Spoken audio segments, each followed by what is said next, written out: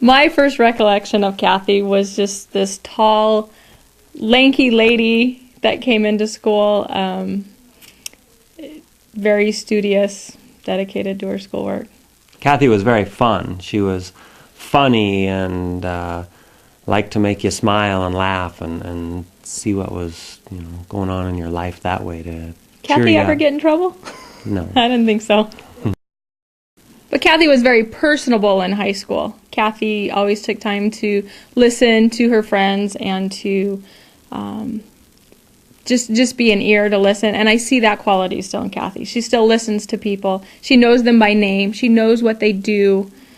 And all the people that Cathy meets, that's just always been amazing to me how she can remember all of that. And she remembers it because she truly cares. I was thinking of Cathy and the orchard and the farming life that she was on.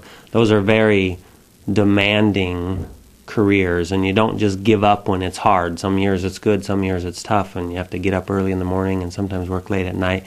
And I just see Cathy doing that still today. The hours don't matter. It's what is the situation that I need to take care of today and deal with it and get done with it to achieve what is best for the people. I like the fact that Cathy still comes to Colville or to these small areas and stops in and asks, how is business? What are you doing? What are your problems in business? And I realize she's one person in a big fishbowl out there of politics, but she takes what we say. If we're complaining about labor and industries, or if we're complaining about our taxes, or we're complaining of something, we really believe and know that she takes it with her and complains or tries to work and make it better.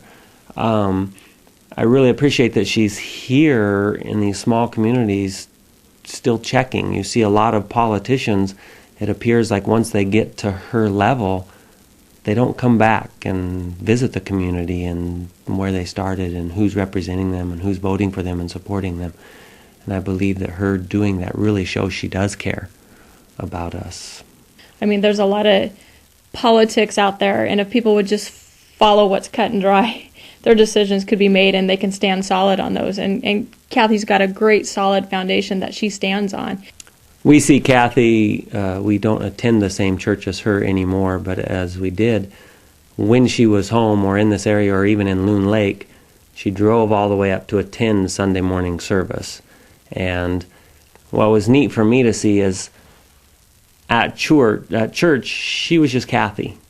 As a small business owner, I know now how many hours Cathy and her mother and father and brother put into owning a small business.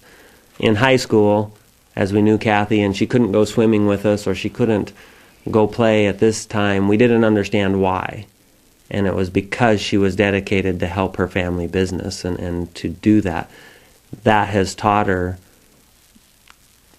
Cathy now doesn't matter what time of day it is to her. If something needs to be addressed, she addresses it at that time. If Cathy has to work over the weekend, it's not, this is my day off. It's another day of work. And I think you learn those kind of things by being in a farm or in an orchard or in a small business situation. Cathy realized life happens 24/7. I think of All-American as having strong family traditions and values, teaching your children to work hard, to have good work ethic, to have integrity, those sort of things. And I see that in Cathy, and that probably did start from growing up and from working as a family in the orchard and going on to school and then coming into politics and those sort of things. But to me, that's All-American. It's what you were taught and taking those values and teaching them down to your children.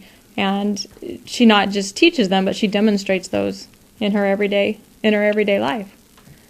I remember having conversations with Cathy before she had met a significant other and just where her political career would go, where being a wife and a mother would fit in. And, she has dreams just like all of us other people. She's normal just like us. She had those dreams and was just truly waiting for God to bring the right person into our life. And I was so excited to find when she had met Brian and the relationship went on and she got married and they have a beautiful little boy and those sort of things. And it's kind of having the best of both worlds maybe. So I think that that's just awesome.